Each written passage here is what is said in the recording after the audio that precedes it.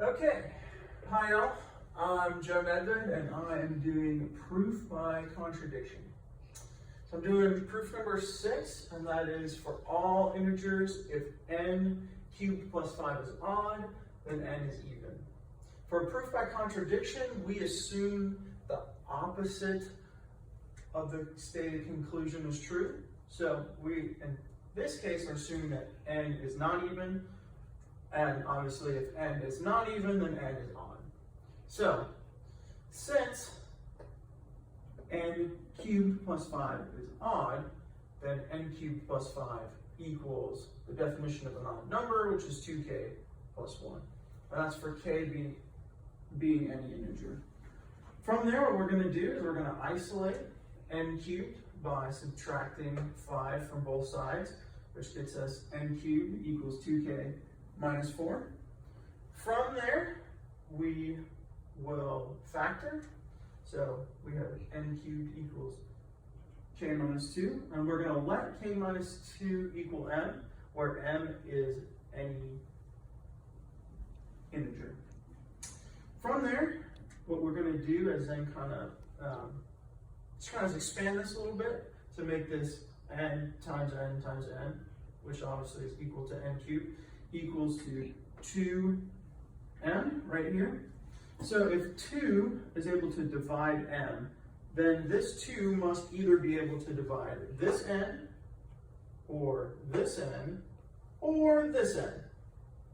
And since all the n's are the same, then 2 must be able to divide n. So if 2 is able to divide n, then n is even by definition. This is a contradiction to the assumed conclusion that we have up here. So since this is a contradiction to the assumption that n is odd, therefore we can state if n cubed plus 5 is odd, then n is even. Hello, I'm Nikki, and I'm going to be doing proof number 4, and that is going to be a direct proof. So the proposition is that a product of two odd numbers is an odd number. So in this case, my two odd numbers are going to be x and y, and I'm assuming that x and y are both odd. So the definition of an odd number is 2n plus 1, and that n is any integer. So 2n plus 1 times 2n plus 1 equals 2n plus 1. Foiling this, I get 4n squared plus 2n plus 2n equals 1, plus 1. Sorry. 4n squared, oh, and I'm going to combine our like terms. So 4n squared plus 4n plus 1. I'm going to go ahead and pull out a 2. So 2 parentheses 2n squared plus 2n plus 1. Now I'm going to let the things in the parentheses equal r, where r is any integer. So 2r plus 1 equals 2n plus 1, which means x times y is an odd number. Hello Math Foundations class, this is Andreas. I don't have access to a whiteboard right now, so I'll just be doing proof 10 in my notebook by cases. So it says 3n squared plus n plus 14 is even. So my two cases will be n is an odd number and n is an even number, because I found that positives or negatives didn't really make a difference. So for case 1, n equals 2a plus 1, so this is the odd portion, where a is an integer.